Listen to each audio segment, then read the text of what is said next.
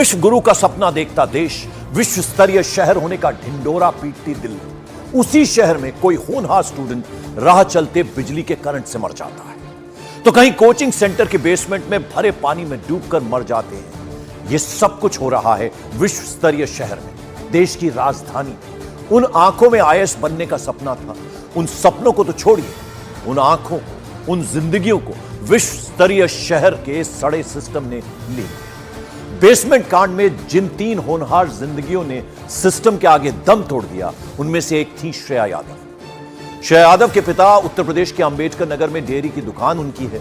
श्रेया के पिता दूध बेचकर बेटी को दिल्ली में पढ़ा रहे थे, कोचिंग सेंटर में पढ़ा रहे थे। उनका एक सपना था, सपना यह था कि एक दिन उनकी प्यारी सी बिटिया, होनहार बिटिया, पढ़ लिखकर आईएएस अफसर बनेगी, बड़ी अफसर बनेगी। श्रेया यादव ने सुल्तानपुर में एग्रीकल्चर में बीएससी की पढ़ाई की थी।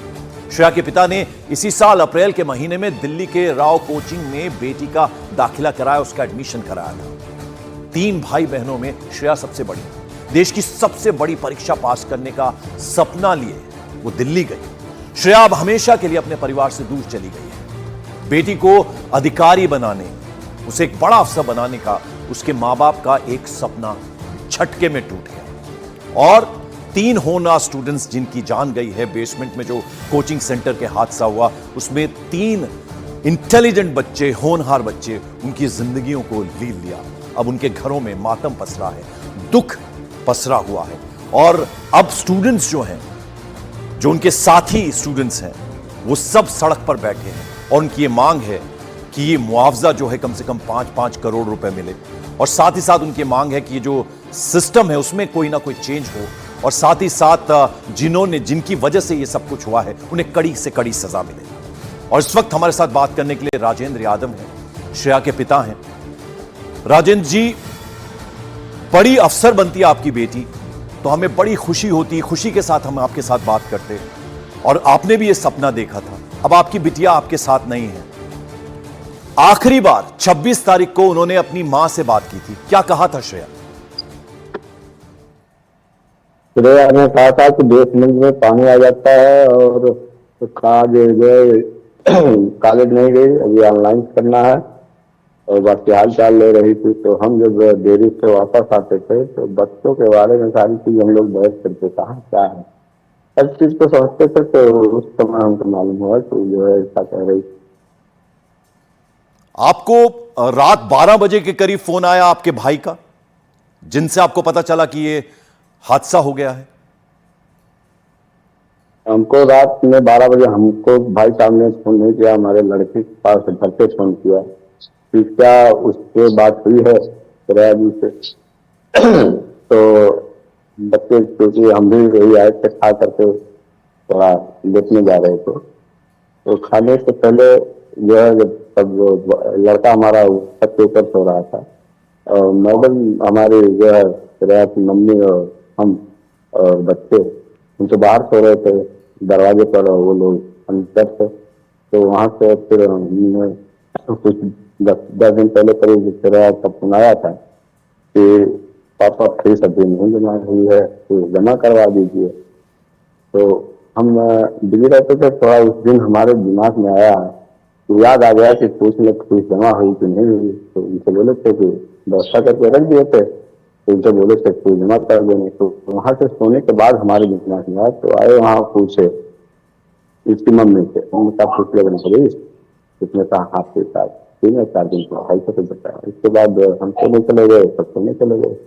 तो उसके बाद कॉल आया भाई साहब, हमारे छोटे भाई हैं, तो उन्होंने कहा कि क्या श्रेया का फोन आया था, तो बताया नहीं। तो कहा ऐसा ऐसा हमने न्यूज में देखा है कि 3 बच्चों की जो डेथ हो गई है, और उसी कोचिंग का मामला है, उसी कोचिंग को दिखा रहा है। तो सबसे थोड़ा जो है हलचल हो गया दिमाग में कि कहाँ से क्या न्यूज दिया गया, कहाँ है। तो जो कमरा था वो हमारे जीजा जी वहाँ दिल्ली में रहते हैं, इनके जानकारी में था, वहाँ आना जाना उनका रहता था। तो राजेंद्र जी ये बताइए कि बेटी को, श्रेया को यह एहसास था कि आपने कितनी मुश्किल से आपने कर्जा लिया, दूध बेचने का आपने काम किया और बहुत होशियार थी, बीएससी एग्रीकल्चर कर चुकी थी, नौकरी मिल चुकी थी वहां मदर डेयरी में, लेकिन बावजूद उनका एक सपना था कि वो बड़ी अधिकारी बनना चाहती है, यूपीएससी देना चाहती है। तो ये उन्होंने अपनी इच्छा जाहिर की थी, आपने पूरा सपोर्ट किया उनको? हाँ, उसमें इच्छा जाहिर की थी और परिवार में कोई भी बात होती थी तो परिवार के बैलेंस के हिसाब से सोच समझ के सारी चीज होती थी।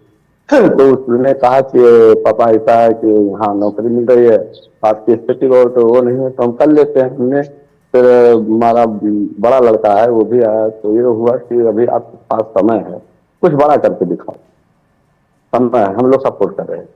तो फिर उसके बारे में सोच करके तो फिर उसने कोशिश की कि उनको अब यहाँ कर। राजेंद्र जी जरा बताइए श्रेया के बारे में हमें, कैसी बिटिया थी वो? हर रोज शाम को 7 बजे वो तय था कि वो आपको फोन करेगी, आप इंतजार करते होंगे, कैसी बातें करती थी? कहती थी कि आपका जो सपना है, आप दोनों मम्मी पापा ने जो मेरे लिए सपना देखा है वो पूरा करूंगी, बड़ी अधिकारी बनूंगी, आपका नाम रोशन करूंगी, गांव का नाम रोशन करूंगी, कहती थी इस तरह की बातें? हाँ, उसका एक ही सपना था कि हमको पढ़ करके कुछ करना है, देश के लिए करना है, आपके लिए करना है, हमको ये करेंगे वो करेंगे। तो वो चीज बराबर होती रहती थी। जब से वो जो है वहाँ PNI सुल्तानपुर गई थी तब से सपने में मतलब बराबर स्टेज बाय स्टेज उसको जो है जानकारी देती थी, अब मैं ये करूंगी, अब वो करूंगी, यहाँ जा रही हूँ, वहाँ जाऊंगी, मुझको ये करना है, अब किसी तरह से मुझे करना है। हमने कहा हम हमारा सपोर्ट है, आपके पास समय है, आप करिए, हम लोग तैयार है, चाहे जिस भी तरह से करेंगे। और पूरा परिवार एलवाइड होकर के इसमें हर आदमी जो है उस चीज को ध्यान देकर हर आदमी जो है सपोर्ट करता है, पूरे फैमिली। राजेंद्र जी, हमें ये भी मालूम चला है कि देखिए हर माँ बाप का सपना होता है कि उनका बेटा हो, बिटिया हो, नाम करे, और अगर बिटिया इस तरह से नाम करे, ये सपना आपने देखा था, उसकी डोली विदा करेंगे इस घर से, ये सोचा था। और फिर जब उसका शव आया, उसका जो बॉडी आया, तो आपने बहुत देर तक ये जिद की कि वो ना जाए उसे लेकर, ऐसा भाव आपके मन में आया? हमने देखिए शादी ब्याह करने के बारे में सोचा नहीं था, हमने इस हिसाब से अपनी बच्ची को पाला बढ़ाया, उसके शौक, उसके सपने, उसको मैं मतलब अच्छा मतलब मेंटेन में देखना चाहता था, चाहे वो फेस से हो या मतलब उसको खूबसूरत देखना चाहता। तो खूबसूरती लास्ट में यहाँ से आने मेरे समझ में आई कि अगर कुछ कर लेगी, IAS या बन लेगी, तो खूबसूरती इसकी बढ़ जाएगी, चाहे जिस परिवार में जहाँ भी रहेगी, ये हमेशा खूबसूरत ही रहेगी। कभी जो उसका बचपन था, बचपन से पढ़ने में होशियार थी, कभी कोई जिद करती हो, कभी कुछ कहती हो कि ये चाहिए? जिद वाली बात नहीं थी, जिद वाली नहीं करती थी। इतना लगाव था तो लोगों को कहने से पहले मुझे अपने बच्चों के बारे में एहसास होता था कि हाँ आज ये चीज है, वो चीज है, ऐसी व्यवस्था वैसी व्यवस्था, इसको मैं खुद करता शौक से अपने बच्चों के, कि बच्चों को मतलब हमारे लेवल से थोड़ा ऊंचा महसूस हो कि हम यहाँ से नहीं, यहाँ है, हमारे पिताजी यहाँ है तो हम यहाँ है, हमारे पिताजी कर रहे हैं हमारे लिए। तो इससे वहां से सपोर्ट और उन लोगों का भाव हमारे प्रति जो है बहुत सम्मानजनक रहता था। बहुत हमको भी समझाते थे वो लोग, पापा हम यहाँ। राजेंद्र जी, जो साथी स्टूडेंट्स हैं वो सड़क पर बैठे हैं, भूख हड़ताल पर बैठे हैं, उनकी मांग है कि मुआवजा मिले और जो दोषी हैं उनके खिलाफ कार्रवाई हो। आपने कहा है कि आपकी तो बिटिया चली गई। राजेंद्र जी,